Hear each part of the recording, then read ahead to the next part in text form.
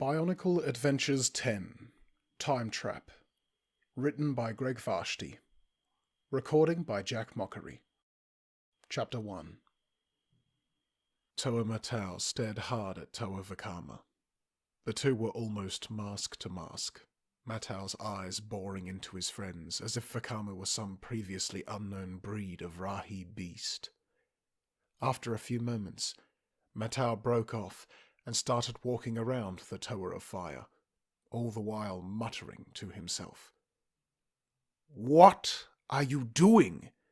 Vakama demanded finally. "I always knew you would go crazy one day," Matau replied. "Not Hordika crazy, just mad crazy all on your own. I want to remember the site." At one time, Vakama would have reacted with anger to Matau's joke. But he had recently learned all too well what happened when one allowed the darker emotions to dominate. Instead, he said quietly, "I'm not crazy. All I said was, I am going back to Metronui. The rest of you take the Matoran to the island above, and I will join you soon." At the controls of the airship in which they flew, Onewa sat, shaking his head. They had just finished a terrible struggle to overcome the Viserak horde and escape the city.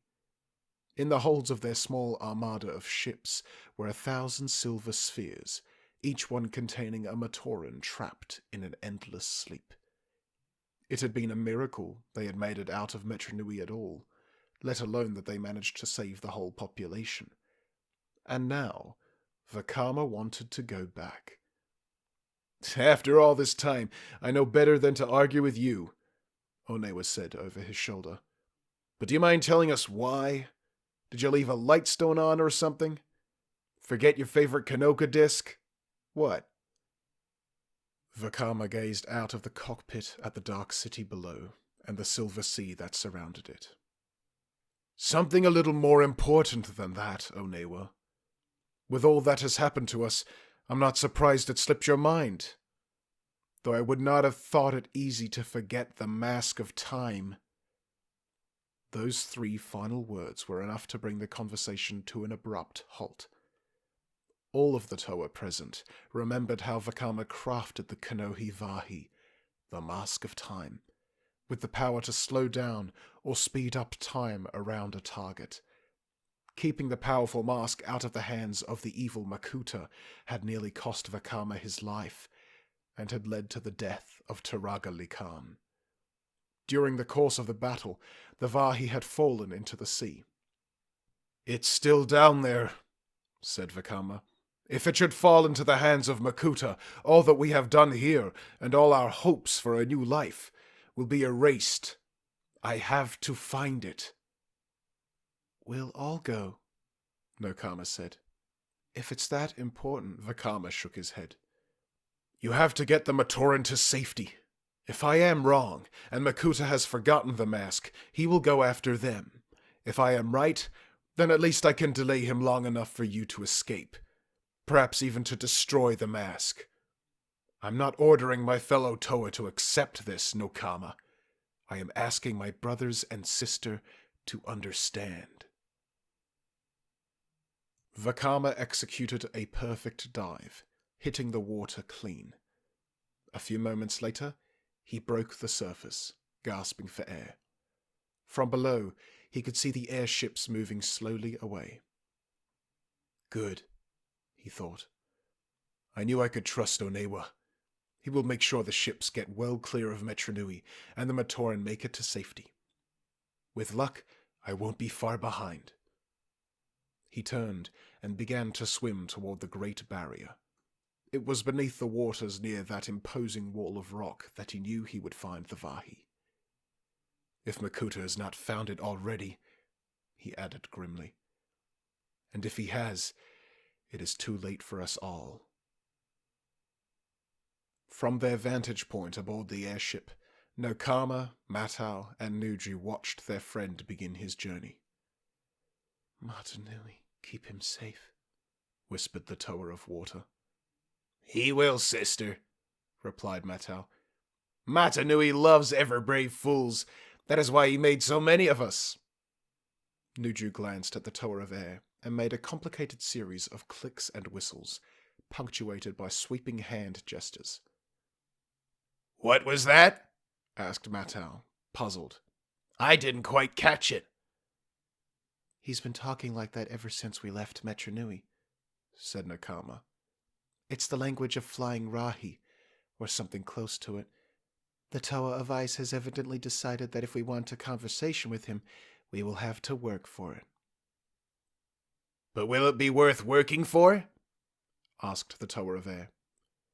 Nuju made an abrupt slashing motion in the air and followed it with 2 shrill whistles.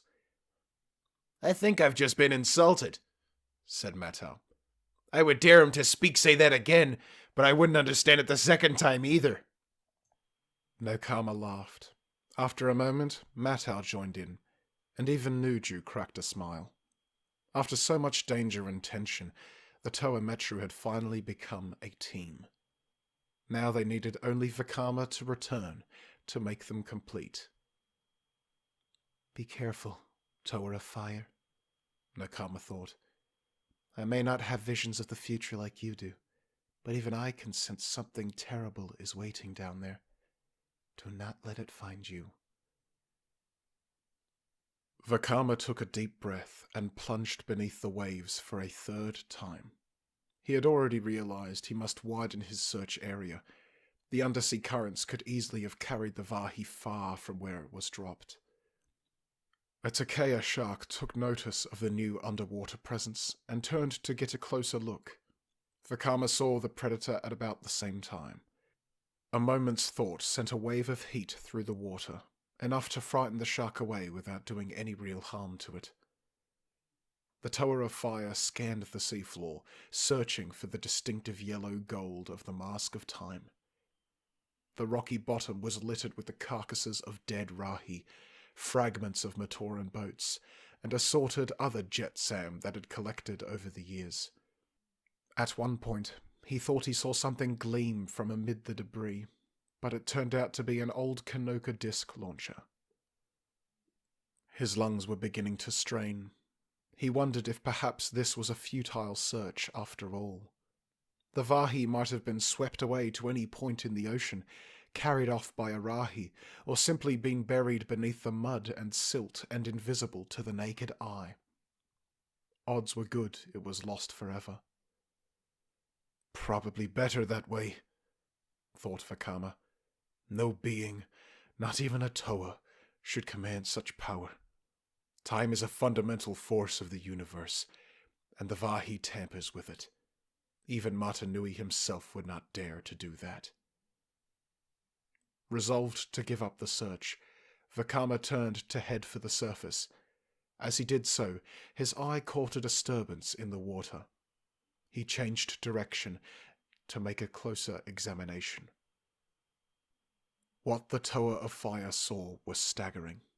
In a small area, the natural order of things had apparently gone insane.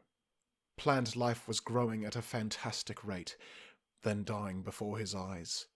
Rahi that swam too close would stop dead, every life process seemingly suspended for long moments before finally moving on. The effect seemed to come in waves, rippling a short distance through the water before dissipating. Being careful to avoid the affected area, Vakama swam closer. Now he could clearly see the source of the bizarre changes. The Kanohi Vahi was wedged beneath a rock, a minute crack running along its side. It had changed colour from gold to a dull orange, the result of exposure to the sea. Time distortions were emanating from it like waves of heat from a pool of molten protodermis. The ache in Vakama's lungs reminded him he needed to surface. He shot upward while the mask maker in him debated what he had seen.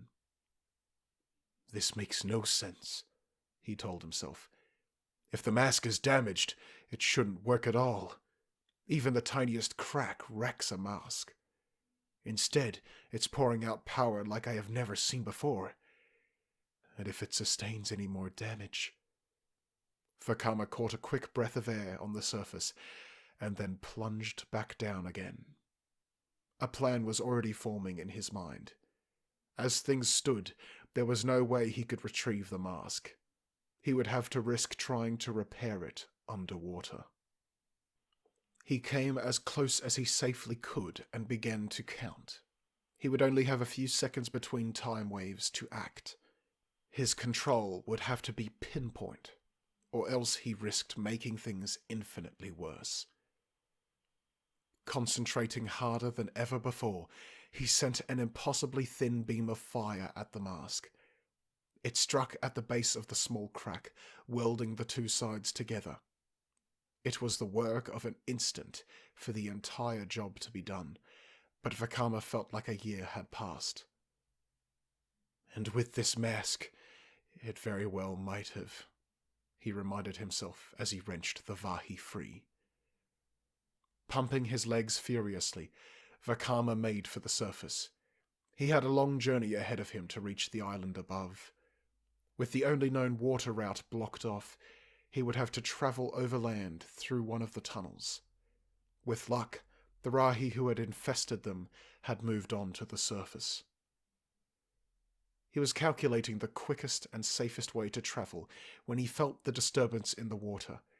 He glanced down to see a water spout forming below him. It was rocketing up toward him at amazing speed. Knowing he could never outdistance it in the water, Vakama seized the only option he had.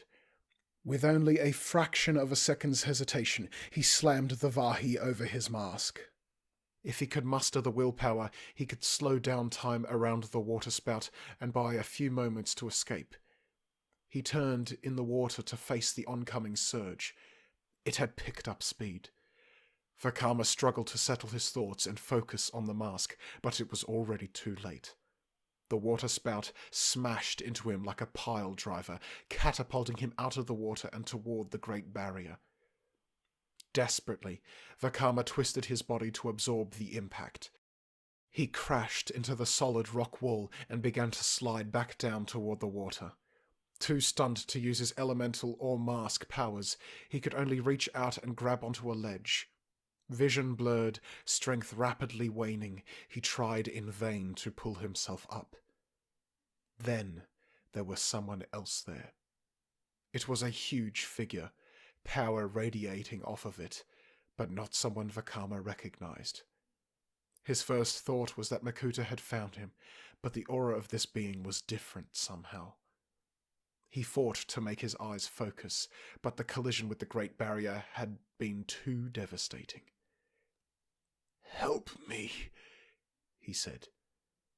The figure stood over him, seemingly unsure of what to do. Then it reached down and ripped the Vahi off of Vakama's mask.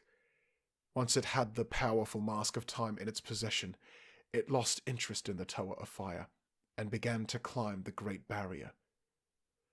"Wait!" Vakama shouted weakly, but the figure never even looked back.